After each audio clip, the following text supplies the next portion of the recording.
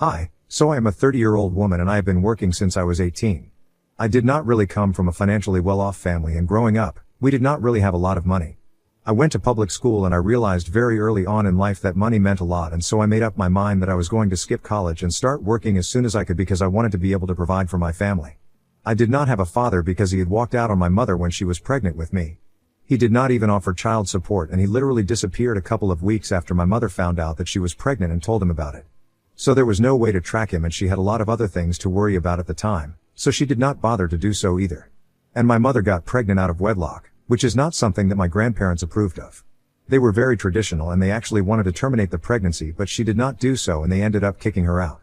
She was just 19 at the time and she was still in college, but she had to drop out because she did not have the means to be able to afford the tuition. And her family had cut ties with her, so she did not have anyone else to go to. So she started working as a cashier in the nearby grocery store and tried her best to make ends meet because she was desperate, and she also had to think about her medical expenses because of the pregnancy. Just a few months before I was born, she was told that she was having twins, and that was even worse for her because now, she had to think about how she was going to handle having 2 children when she was barely prepared to have even one. In spite of all of that, she never considered giving us up and went through it all.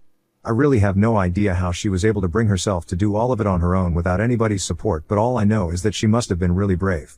She did not tell my twin sister and me about any of this until we were 16, and even then, she only told us because we had been pressuring her into telling us about her father and everything about how her life had been before we were born, because we knew that we did not have any other family apart from each other and we wanted to get to know why. It was pretty depressing, but it made me realize that I had to step up and really be there for my family. So I did not go to college, and neither did my sister, and both of us started working at 18. My mother, by that time, had made a lot of progress and was the floor manager at a nearby supermarket. We did not have a lot of money, but we managed somehow, and at the time, that was enough for us. But with age, I decided that I wanted to be able to provide a good life for my mother in her old age, and I wanted my sister to be able to depend on me. Even though we were twins, I kind of considered myself her protector. I guess that was because I was 9 minutes older. So at 18, both my sister and I got jobs as saleswomen for a beauty company, and it was a decent job. We put together a part of our salaries every month and helped our mother with the bills and the rent, and it was a great feeling. I was much better at that job than my sister, so naturally, my commission was a lot higher than hers, and so after a couple of years, I got a big raise, and I told my sister that she could quit her job to do something that she actually wanted. I knew that she did not actually want to be a salesperson and she was more interested in writing and stuff, so I told her to do something about it because I wanted her to be able to live her dreams. After a lot of convincing, my mother and I were able to put her through college when she was 22 so she could get her degree in literature and even go to do her master's degree as well. And now, she's a teacher in a high school and she's doing pretty well for herself. She also has a wonderful blog of her own and I am so proud of her. As for me, I am now working in a manager position at a different company, and life is pretty good for me. I would not say that I have achieved everything that I had dreamed of, but I'm getting there, slowly but surely, and for now, it is enough for me that I have been able to help my mother retire and have put my sister through school and enabled her to achieve her dreams. I am still a long way from being wealthy, which is exactly what I had set out to be, but I'm working my way up and I know I'll get there. And on my way up, I happened to meet my husband. Let's call him Nathan. He is 2 years older than me and we met each other about 5 years ago, at a concert that both of us were attending. He was a friend of an acquaintance and we ran into each other at the concert. He was really cute, so I struck up a conversation with him and we found out that we had a lot in common. Both of us are into fitness and we love the same TV shows as well. On our first date, we also found out that both of us grew up without a father because he had passed away when he was really young and mine had never even been in the picture. We started dating and met each other's families after 6 months of being together. My mother and sister love him, but I don't think I can say the same for his mother. I don't know why, and I still have never been able to figure out why, but she just did not seem to like me. She was very cold to me the first time that we met, and that's the way it has been ever since. She has never made an effort to get to know me or be close to me, even though I have tried to get on her good side countless times. And there is only so much that I can do to win her over until I get tired and stop doing it. So I stopped trying after about a year of getting Nathan when I finally realized that she was never going to like me and I was tired of putting in an effort to get her to like me all the time. If she didn't like me, I was fine with it because I was only trying to get on her good side for Nathan's sake, but I personally did not mind being disliked by people. So we were pretty cold to each other and I was fine with that. Nathan also addressed it and he told me that his mother just needed some time to warm up to people and she would come around eventually, so I took his word for it and did not sweat it. With my family though, it was a completely different story and he seemed perfectly at ease with all of them. He even fit in perfectly with my sister's husband and her kids, and whenever we were all together, I felt much more comfortable than I did when his mother would be around. So naturally, I would visit his mother with him as sparingly as I could because I knew that she did not like me and I did not find it necessary to visit the people who did not like me or value me. Nathan never said anything about it back then, so I don't know what changed recently. He knew that I preferred to stay away from his mother, and I'm sure that she would like it as well because she had made it very obvious to me that I was not welcome in her home. Anyway, that was how it all was back then, but there have been a lot of changes in the recent past and I'm not sure how to feel about any of it anymore. I'm just confused, I guess. About 7.5 months ago, I found out that I was pregnant and I was already a couple of weeks along when I realized it. I was very happy because I thought it was the perfect time to have a child because we had been married for almost a year at that time, and I was ready. But I guess Nathan was not, because when I told him, he told me that he did not think it was a good time to have a child because he was still in the middle of setting up his new business and he would be very busy for the next couple of months with his business, and we also had to think about the financial aspect and the implications of having a baby at this stage of our lives. He had quit his job about a year ago so that he could join one of his friends in the business that they were about to start together. He had already invested a lot of money and they were probably going to have to invest even more, so he was not exactly at his financial best, but I told him that I did not have any issue with it and I would try to step up and contribute more to the household until his business was able to bring in money. But he was still pretty skeptical about it and did not seem fully on board with the idea of bringing a baby into the world, and even tried to convince me to terminate the pregnancy at one point, but I was also very stubborn and I put my foot down and I told him that we could either have the start or I would walk out of this marriage because I had made up my mind. So he eventually had to apologize to me for even suggesting something like that and told me that he was just nervous, which is why he was acting out like this. I forgave him and we decided that we were going to try and get through this together. At the time, it seemed like a good idea because I had no idea what was about to come.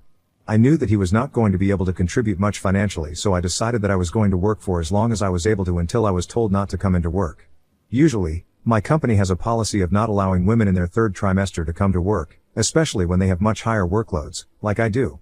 But for me, my boss was willing to make an exception because he knew what I was going through, since my husband was not exactly bringing in the kind of money that we were used to. So he told me that he could allow me to work until the 7th month of my pregnancy, but after that, he could not permit it because it would go against company policy. And after that, I had to go on maternity leave, whether or not I wanted it, because he could not open the company up to lawsuits just because of me. And I thought that he was being more than fair, so I was grateful for it. So I told Nathan about it and he was content with it at the time. He also told me that he was going to move us into his mother's house so we could save a lot on rent and we would not have to worry about that. I was completely against that idea and I could not believe that he was even suggesting it because he knew the kind of relationship that I had with his mother. I disagreed with it vehemently and I told him that there was no way I was moving in with her because I knew that she would never let me live in peace if I was living under her roof.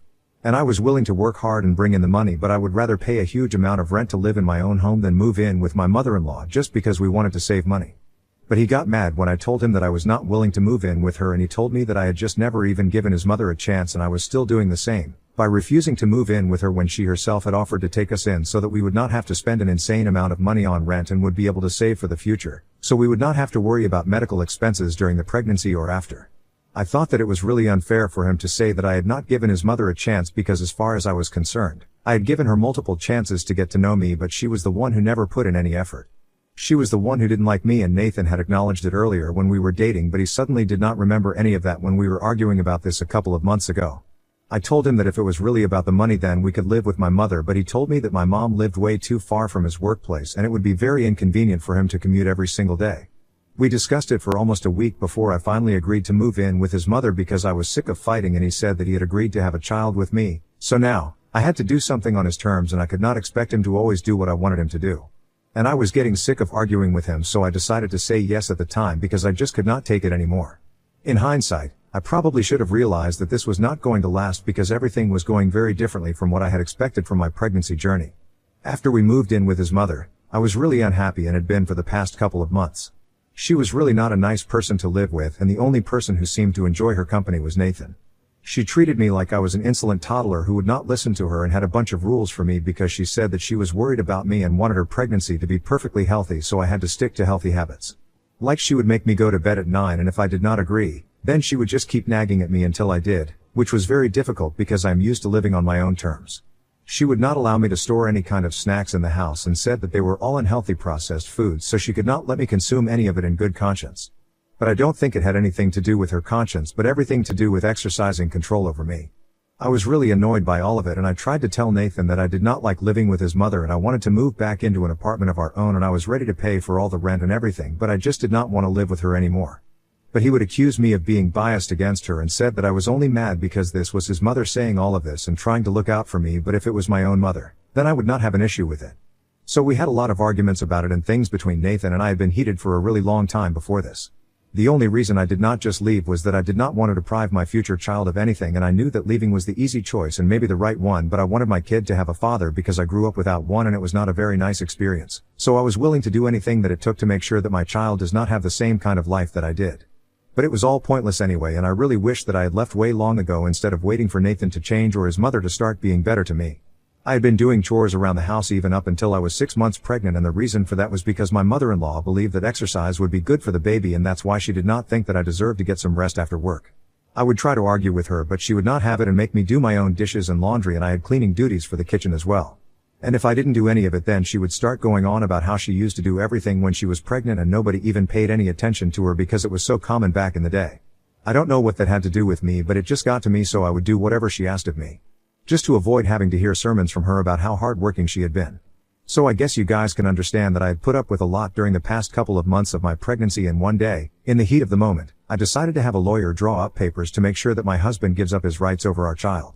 I think I must have been really pissed off that day. Something very annoying had happened and Nathan did not stand up for me, as usual, so I stormed out of the house, and that's what I did. It was just a precautionary measure that I thought I should take because, at the rate that things were going, I didn't know how long I would be able to make this marriage last, because Nathan seemed like he was trying to ruin my life on purpose or something. And I was really angry, so I got those papers arranged because he was not even being a good husband at the time, so I didn't think he was even capable of being a good father. And recently, those papers finally came into use, after I had been carrying them around in my purse for months, hoping that Nathan would change and I would never have to use them. But about a week ago, his mother told me that I was not welcome to live with him anymore because I was not contributing to the household enough.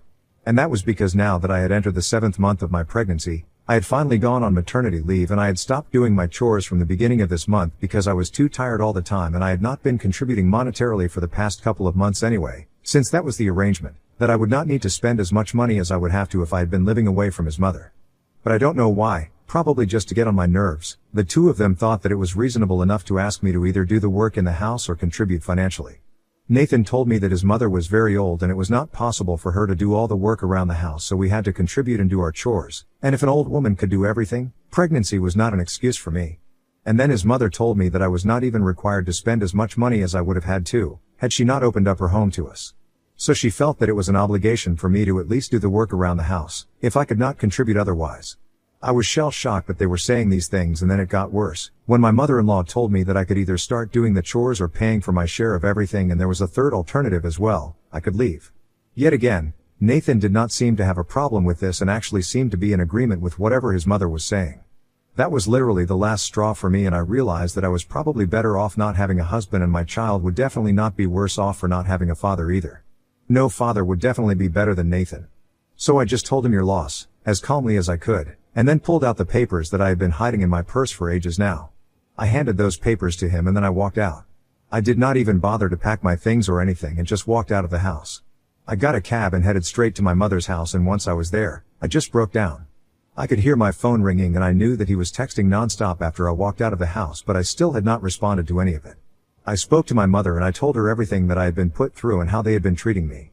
She was outraged and she immediately told me to contact my lawyer and file for a divorce because I would be much better off without him, and that was the fact of the matter. She also told me that I did the right thing by giving him those papers before leaving, and now I had to file for full custody formally because I could not risk it, and she made sure to remind me to ask for child support. It's been a week since I left and I only spoke to him on the phone a couple of days ago, and he told me that he was sorry about everything, but just because he screwed up once, it did not mean that I had to leave, and said that he was ready to step up and had even left his mother's house. All that he needed was for me to come back to him and give him another chance. He told me that he did not even mean what he said the other day, and that it was just something that he had said because his mother wanted to scare me into doing the chores because she thought that an active lifestyle would help me more, and he realized now that it was just stupid and not worth risking his relationship with me for.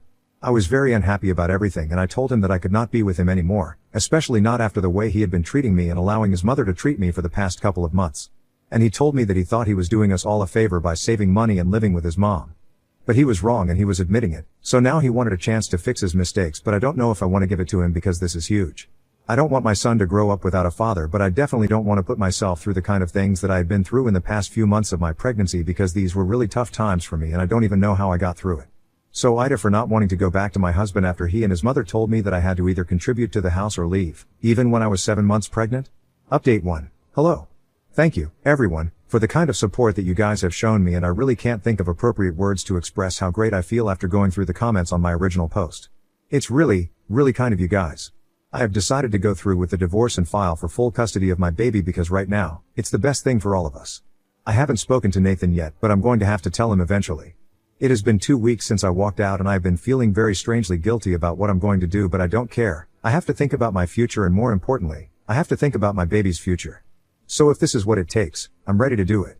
My mother and sister are very supportive of me, and even strangers on Reddit agree that this is the way to go for me. So what I'm doing can't be all that wrong. Update 2. So I finally told Nathan that I'm going through the divorce and I'm also filing for full custody, at least until our baby is old enough to talk, because I can't exactly trust him right now. He was not happy about it in the slightest, and we got into a huge fight over the phone. He called me a lot of names and said that he regretted ever even meeting me or marrying me. He accused me of trying to ruin his relationship with his mother and said that he could not believe that I was now trying to deprive him of the experience of being a father. I was really mad because I was not trying to deprive him of anything. In fact, the only reason I had stayed with him all this while was because I wanted him to be a part of my life and to be a part of his baby's life. But he was the one who had shown me, time and again, that he was not capable of it, and I could not trust a man so incompetent. And his mother, well, that was another story altogether, and I did not want anything to do with her anymore. She was a horrible human being and she had put me through the worst, so I did not owe it to her to be kind or say nice things about her.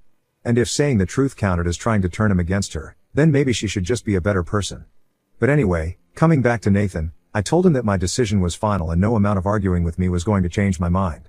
In fact, it was only making me believe that I was making the right choice by filing for a divorce and full custody. Because he was acting like a brat, and that's the way he had been ever since I got pregnant. It was almost like he was trying to ruin his relationship with me on purpose just so that I would leave. He seemed angry when I said it, but that's how I really felt, so you can't blame me for saying what I feel. And I had been keeping these things to myself for a really long time. I can't do it anymore. He needs to hear exactly what went wrong because we were married and we were together for a long time. Both of us deserve clarity and the truth. I was ready, to be honest. I don't think he is. But whatever. It doesn't matter anymore because everything is coming to an end, and now, I'm just going to care about myself and the baby. Period. Update 3. The divorce is in the works right now, and well, it is not easy. Nathan and I have not been speaking ever since that last phone call, and I know that he is gearing up for the custody battle with his lawyer, but he can bring it on. I'm not scared. I have my family and they have my back, so I am not really scared of anything right now. And I also know that I am doing the right thing, so it's fine. I have a good lawyer and I know that we are going to do our best. His mother has been spreading all sorts of rumors about me among our friends, but I don't care about that, as long as it does not affect the divorce. She's a pretty disgusting person, and this is exactly the kind of thing that I would expect from her. From what I have heard, Nathan is back to living with her. Good for them, I guess.